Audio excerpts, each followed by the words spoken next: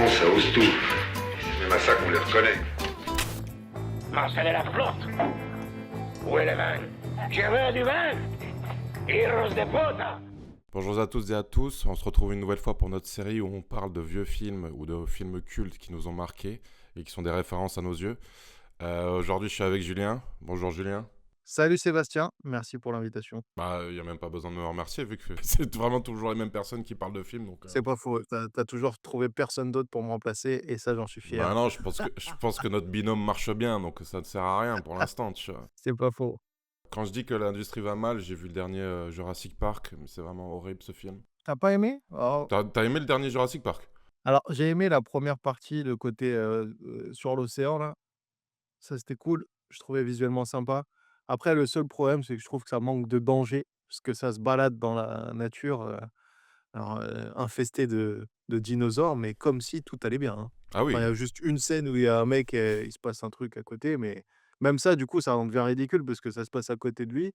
Il manque de se faire bouffer. Au final, c'est les dinosaures qui se font bouffer et ils continuent de pisser. Donc, sur cette scène, tu vois, je trouve que ça caractérise le manque de danger qu'il y a dans tout le reste du film. Et après, les acteurs sont bons, tu vois, ça va. C'est surtout l'histoire qui est ridicule. Oh, bah, l'histoire, il y a un prétexte, quoi. Il faut bien vendre un film Jurassic. Oui, clairement. Mais bon, bref, c'est pas le sujet du jour. Donc c'est toi qui as choisi le film d'aujourd'hui, donc je te laisse le présenter. Alors, le film du jour, Apocalypse Now.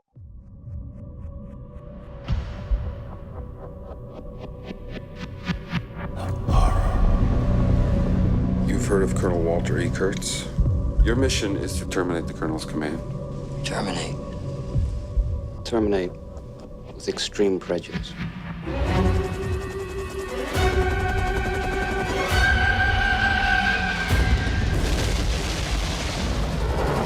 I love the smell of napalm in the morning. Apocalypse Now, un film culte incroyable. On va suivre le capitaine Willard qui est envoyé en mission. Il doit remonter toute la rivière Nung pour exécuter le colonel Kurtz, un officier américain devenu fou et régnant en despote mystique sur une communauté de fidèles. Ah là là, ces Américains. Et la guerre, encore une fois. Après la ligne rouge, là on a une toute autre version, version Coppola de la guerre et de la folie humaine. Donc Apocalypse Now, c'est donc un road trip à travers l'enfer. Voilà, si on peut le résumer comme ça, pour moi en tout cas, c'est vraiment le road trip de l'enfer et toute l'absurdité humaine, encore une fois, dans la guerre et la folie, surtout cette fois-ci, on s'attaque à la folie. Au plus on avance dans le film, au plus on tombe dans la folie et le ridicule.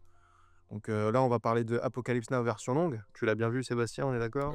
Oui, j'ai vu juste une version où il n'y a que les Français. Comme je te disais, j'ai pas vu la version où ils recouchent avec les playmates. Ah, tu as raté les scènes des playmates. Bon, c'est pas grave. Alors, le côté des Français, c'est plus la géopolitique. Et du coup, dans cette version longue, on est plus aussi dans une absurdité géopolitique. Elle est plus ancrée, une folie plus lente que dans la version qui est sortie au cinéma en 79. Il faut rappeler que ce film a eu la Palme d'Or. Alors, l'impact d'Apocalypse Now dans le cinéma, il est total.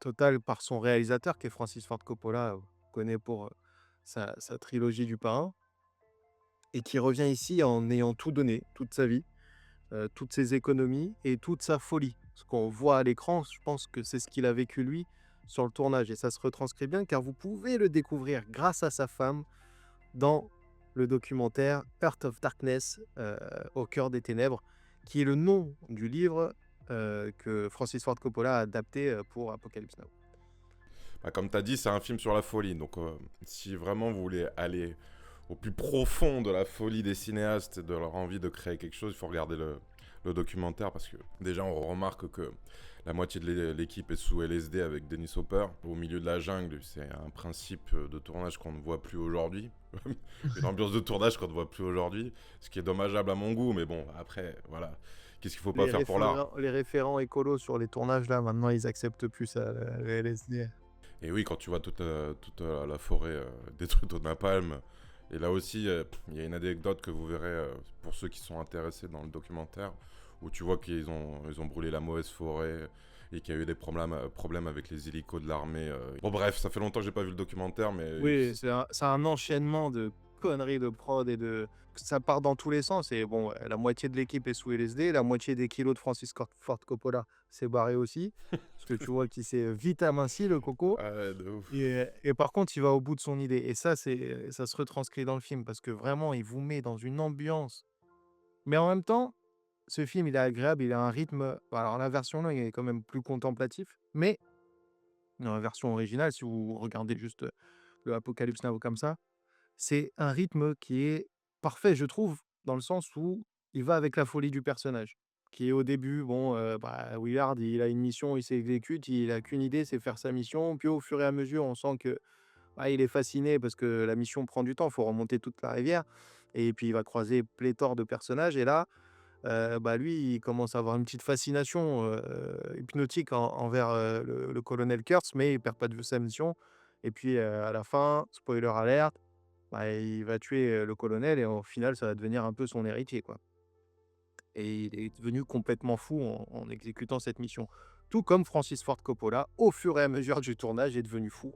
Tout simplement, il avait aucun recul et heureusement que sa femme l'a filmé parce que je pense que sinon il serait même pas rendu compte de toutes les conneries même qu'il faisait. Il avait perdu pied, le pauvre vieux. Il a même hypothéqué sa maison à l'époque pour faire le film. J'ai l'impression qu'il a mis vraiment toute sa vie pour juste pouvoir le réaliser. Ce film, c'est un voyage dans la folie. On a parlé vite fait de la version avec les Français. Je trouve que la scène avec les Français vient en contre-courant du reste du film. Je comprends pourquoi ça a été enlevé. Ouais, totalement. En fait, si tu l'enlèves, tu perds rien de l'essence de la folie. Au contraire, parce que c'est un peu une respiration qui montre qu'en fait, moi je trouve cette scène.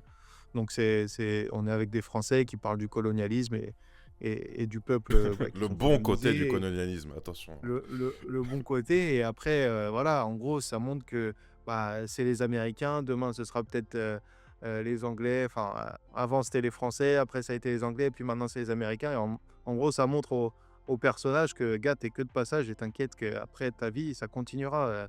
Nous, on est pour le colonialisme, frérot. La géopolitique, c'est au-dessus de la guerre, au final. Donc c'est vrai que c'est une respiration que tu peux enlever si tu veux gagner un peu de temps, surtout à l'époque. Moi, je trouvais que surtout que c'était à contre-courant vis-à-vis de toute la folie ambiante. Par exemple, il y a des tensions dans la famille en française, mais il n'y a pas de folie à proprement parler, parce que, bon, ça va peut-être paraître hardcore ce que je vais dire, comme d'habitude, mais... Là, tu t'enfonces. Non, mais je comprends leur façon de penser, tu vois. Le fait de vouloir acheter ces jeux parce qu'ils ont vécu ici depuis des générations, je peux comprendre, tu vois. Après, on va pas faire un débat sur le colonialisme parce que c'est pas du tout le sujet de l'émission. Mais au final, ce film se fait de scénette en scénette. Il y a une continuité avec la remontée du fleuve, mais il n'y a pas de continuité à travers les scènes. On pourrait même le retranscrire comme une pièce de théâtre. L'acte 1, la présentation de Cut, l'acte 2, le surfeur fou. Ah oui, totalement. Ouais, le surfeur. Ouais. Après, ce film, c'est que ça, hein, c'est un peu l'Odyssée d'Ulysse. Du coup, c'est chaque endroit. Effectivement, il a un peu une autre épreuve où on s'enfonce de plus en plus dans la folie et l'absurde. Et c'est vrai que les Français, ça en sort un petit peu. Si on prend les 12 travaux d'Astérix, là, c'est un peu le moment où il est à l'administration, quoi, et que c'est la folie. Mais c'est vrai qu'il n'a pas une grande épreuve. Il est, je sais pas, c'est juste une peinture de la géopolitique et en gros, il a voulu dire, voilà comment se comportaient les colonialistes à l'époque et comment pensent les politiques à ce moment-là, tu vois. Mais c'est vrai que ça en sort de ce voyage, de ce périple. Mais du coup, oui, effectivement, si vous aimez, par exemple, l'Odyssée d'Ulysse, c'est à peu près la même chose, le même principe, où on voyage comme tu as dit, d'acte en acte, et où chaque acte représente quelque chose. Et la plus connue, elle est en début de film avec ce surfeur fou, quand même, et la montée, la chevauchée des Valkyries, et tous ces hélicoptères qui arrivent pour cramer une forêt juste pour surfer, quoi. Et il n'y a que comme ça qu'il l'a convaincu de les amener là-bas. Et c'est extraordinaire. Et il ne pense qu'à surfer. Et ça montre juste... les mecs, ils sont fous. Le gars, il est complètement déconnecté. Je crois qu'il s'appelle Kilmoran ou Kilgore. Je ne sais plus comment il s'appelle, le personnage de Robert Duval. Mais il est complètement possédé. Et les obus pètent à côté de lui. C'est le seul qui ne bouge pas. Et j'ai trouvé ça... À revoir ça, c'est un personnage fascinant qui pourrait tellement exister. C'est tellement américain d'être comme ça, c'est fou. C'est le préjugé du Yankee, quoi. Genre, c'est ça. Même en situation un peu désespérée, le mec, il s'en bat les couilles, quoi. Le mec, c'est le plus haut gradé. C'est le mec qui est plus en dehors de la réalité, tu vois. Ah oui, clairement, il est là que pour surfer. T'as l'impression qu'il est pas dans la guerre. Après, son discours fantastique, Si vous avez déjà entendu cette phrase, mais que vous avez jamais vu le film, bah, c'est ici. J'adore l'odeur du napalm au matin. Bon, ça, c'est extraordinaire. En fait, je trouve que cette première séquence, où le voyage commence pour notre personnage, il l'a bien choisi parce que tu as une part un peu d'humour, ça a un second degré énorme et en même temps, c'est tellement ancré dans un réel avec, bah, la terroriste qui lance une grenade dans le truc, dans l'hélicoptère, tu vois? Genre, tu des pertes humaines quand même. Enfin, c'est vraiment réel et tu as un mec qui gère ça, c'est lui le patron normalement et c'est le plus fou, quoi. C'est le plus fou, il est même pas là pour ça, lui. Tout ce qui se passe à droite, il s'en fout, il regarde que l'océan. Genre: «Les vagues, elles sont bonnes, petit!» Voilà, je sais pas. «Regarde comment elles sont les vagues, elles se séparent en 2, c'est extraordinaire, j'adore». Là, tu vois, quand j'ai revu le film, j'avais oublié que petit à petit, le colonel Kutz, Marlon Brando, devient l'être le plus raisonné en fait dans toute cette folie. Quand on arrive sur l'île à la fin, au final, tu t'attends à voir un mec un peu fêlé, mais qui a ses raisons. Oui, oui, il est présenté de toute façon, ouais, c'est un peu, voilà, l'ordre établi que quelqu'un a été dissident, du coup il est fou, il est méchant, il est en dehors des réalités, machin. On te fait une peinture du mec où tu te dis qu'il est au final le fou c'est lui, mais dans tout ce voyage, comment ne pas devenir fou et au final devenir lucide sur un contexte. Après bon, il a quand même vrillé le Kurtz, mais c'est juste que lui, voilà, il n'a plus de patrie, il a que son royaume. Il est devenu maître de son royaume après, avoir été déçu, du coup, oui, effectivement et du coup, au final, Martin, enfin Willard là, Martin Sheen, c'est à peu près la même chose. Il fait le même voyage forcément que le colonel, vu qu'il va au même endroit. Donc il voit toute cette absurdité et au final, on fait le voyage de Kurt à travers ce personnage et c'est pour ça qu'à la fin, on comprend avec la lettre, même si le gars est perché et que c'est la performance de Marlon Brando qui a été beaucoup critiqué avec ses plans à demi, l'enchaînement des plans avec la lumière et tout. Après, C'est précisé regardez dans le le making of, documentaire. Voilà. voilà, mais regardez le making of, c'est très intéressant. Mais oui, oui, non, effectivement, on est pas dans la compassion avec lui, on est dans la compréhension. C'est déjà une chose, même s'il commet des actes horribles, parce qu'ils sont montrés tels quels, ils sont montrés horribles, mais comme tous les actes d'avant, étaient montrés de manière horrible, tu vois? Comment on tuait les Vietnamiens, bon, bah, c'était pas joli, dans les séquences d'avant non plus. Ouais. Il y a toujours cet aspect dans la guerre de la compréhension de son prochain, qui est montré à travers le massacre de la pirogue. Exactement. Je m'arrête là. OK, d'accord. Non, Bon, non, mais on peut qui parler aussi de la mise en scène. La mise en scène va aussi dans le côté fantasmagorique de l'histoire. Avec tout le jeu de la fumée. Il utilise beaucoup de fumée dans son film pour toutes beaucoup sortes de de choses. brume, beaucoup de Voilà. fumée, ouais, c'est très mystique, hein. Exactement, c'est mystique, comme si tous ces soldats ou ces Vietnamiens étaient des sortes de fantômes d'un certain passé, ou genre de choses qui se relevaient des morts, blablabli, blablablou. En fait, on peut dire n'importe quoi sur ce genre de choses. Mais je trouvais que l'aspect fumé, l'aspect mise en scène avec ces longs plans qui découlent de la rivière, comme si on était dans une espèce de contemplation de la mort et de l'inconnu au final.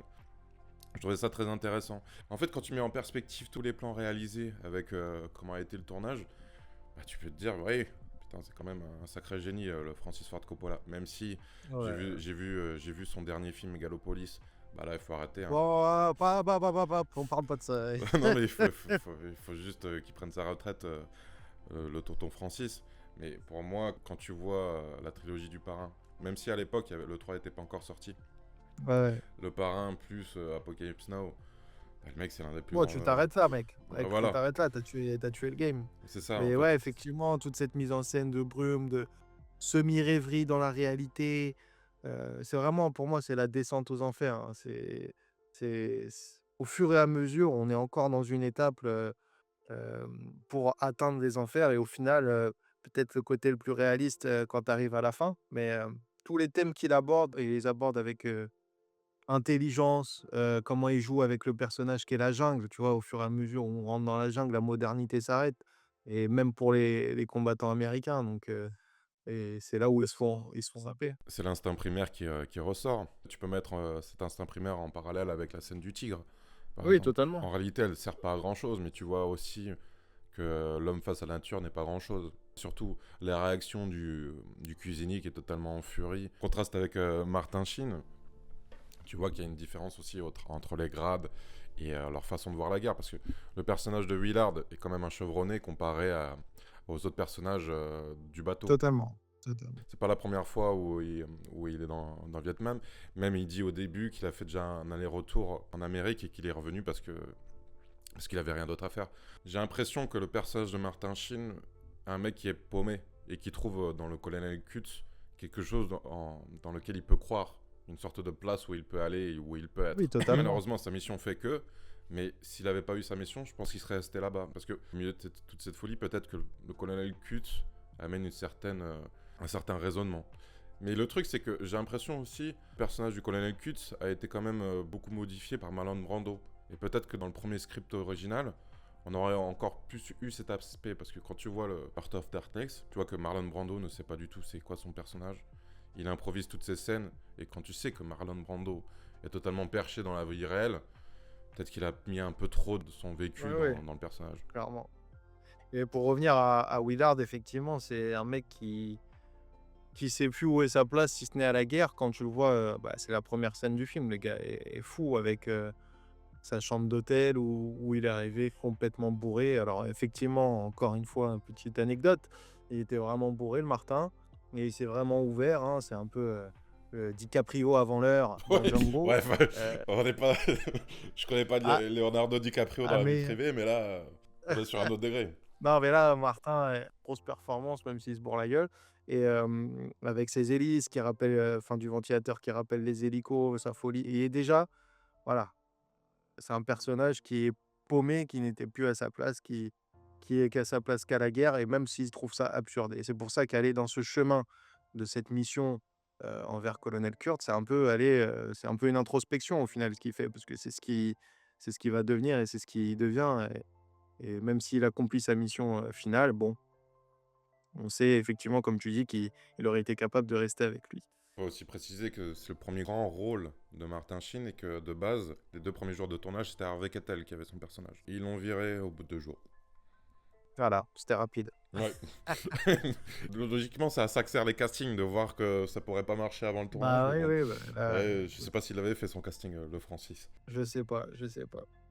Quel film actuel serait l'anti-apocalypse ou... Ouais, tiens, on parlait de Jurassic World et de la jungle, tu vois, le manque de danger et de... Voilà, ça, c'est l'anti-apocalypse now, le manque de sincérité envers le spectateur. Hein, on ne propose pas de réelle histoire. Quand il n'y a pas d'histoire, forcément, ça marche moins bien. Moi, j'ai un film un peu dans le même thème. C'est Jungle Cruises avec... The Rock. Ouais, The Rock. Je suis pas allé jusqu'au bout du film, mais l'histoire, c'est un Sérieux? mec... Ouais, je suis pas allé jusqu'au bout, c'est horrible comme film. Et en fait, ce qui m'avait rébuté dans le film à l'époque quand je l'avais vu, je parle de Jungle Cruises, c'est tous les effets numériques de la jungle, j'en pouvais plus. Ça, c'était à vomir. Et quand tu compares... Après, on est sur du Disney, hein. Ouais, bah justement, dans ce cas-là, c'est vraiment l'antithèse à son summum, tu vois. T'as un mec qui met ses couilles pour faire un film, peu importe, il va être bien ou quoi que ce soit. Bon, après, je pense que quand tu hypothèques ta vie, je pense... Au fond de toi, j'ose espérer Bon, que... apparemment, il a refait la même connerie avec Megalopolis, donc bon. Ouais, mais après, Megalopolis, on peut en reparler vite fait, mais c'est un film d'un autre temps.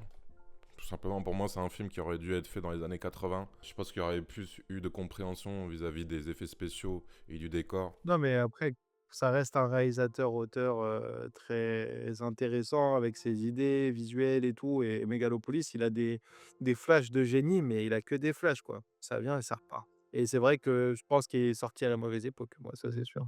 C'est surtout, j'ai l'impression que s'il avait sorti après Apocalypse Now, déjà les studios auraient été plus en confiance avec son projet. Et il aurait eu plus de moyens, parce que là, ok, il a peut-être mis son argent ou quoi que ce soit, mais même si tu mets ton argent et si t'as pas les techniciens derrière, ça sert pas à grand-chose. Tu peux mettre tout l'argent que tu voudras, le résultat sera le même. Au final, un anti-Apocalypse Now, c'est Megalopolis, je pense. Qu'est-ce que tu veux dire d'autre? Bah écoute, je pense qu'on a tout dit. Moi, pour moi, c'est un film chevet que tu peux regarder pas tous les ans, parce que c'est un film lourd quand même. Mais tu vas le revoir des dizaines, voire vingtaine, trentaine de fois dans ta vie. Ah ouais, quand même. Et Bah oui. oui, bah, une centaine de fois, Là, si tu tu veux, vois, j'en sais là, rien. je l'ai revu, ça faisait une dizaine d'années que je l'avais pas revu. Je suis pas sûr de le revoir encore dans 10 ans, hein. Ah ouais, moi, je pourrais le revoir plein de fois, moi, Je j'adore. l'ai vu il y a 10 ans, mais c'est comme si je l'avais vu la veille. En fait, t'as tellement de scènes qui sont marquantes, comme tu l'as dit, la chevauchée des Valkyries, les Doors en intro, la tête qui sort de l'eau juste avant qu'il tue. Ouais, T'as beaucoup de plans c'est iconiques. fou. Même à travers l'histoire et à travers ses mises en scène, le film est tellement marquant que je vois pas trop. Enfin, quand bien te fasse si tu veux le voir tous les ans et devenir un peu taré, tu vois. Voilà, non, mais en tout cas, c'est pour marquer que c'est un film qui se fout pas de votre gueule. C'est un film qui a de l'histoire, qui a du cœur, qui a de la volonté, qui va vous prendre et vous garder. Croyez-moi, Apocalypse Now, c'est pas culte pour rien, c'est culte parce qu'il a marqué l'histoire. Et il marquera l'histoire jusqu'à la fin de l'histoire du cinéma, parce qu'elle arrive bientôt, la fin de l'histoire du cinéma. Mais, mais croyez-moi, ça c'est un film, c'est une œuvre d'art. Et ouais, pour moi, il y a de la sincérité, parce que l'artiste, l'auteur, donc regardez le making-of aussi, parce que c'est intéressant. Le mec qui vous propose ça, bah, il s'est pas foutu de votre gueule. Parce que maintenant, quand vous regardez le cinéma et le contenu qui nous est proposé, parce que c'est que du contenu, bah, on a affaire à des yes man qui ont peut-être 3 idées de plan assez innovants dans le film où ils ont dit oui, mais le reste, ils posent la caméra là où ils peuvent la poser tranquillement et raconter une histoire basique. Et là, c'est tout le contraire. Il y a une vision, il y a des thèmes, il y a des grands acteurs au final qui se sont révélés. Il y a même Laurence Fishburne dedans, qu'est-ce que tu veux que je te dise? C'est vraiment un film extraordinaire. Voilà. De guerre, encore une fois, c'est vrai qu'on a parlé de guerre pour la deuxième fois là. Mais c'est extraordinaire. C'est un film à voir au moins une fois dans votre vie si vous aimez ne serait-ce qu'un petit peu le cinéma. Et vous verrez pourquoi on critique le cinéma d'aujourd'hui quand on sait ce qui a été fait avant. Bah, très bien. Merci Julien pour ton choix de film et de nous l'avoir présenté. De rien. Alors merci de nous avoir écoutés et j'espère que vous serez là pour une prochaine émission. On reviendra une nouvelle fois sur d'anciens films. Ciao ciao. Ciao.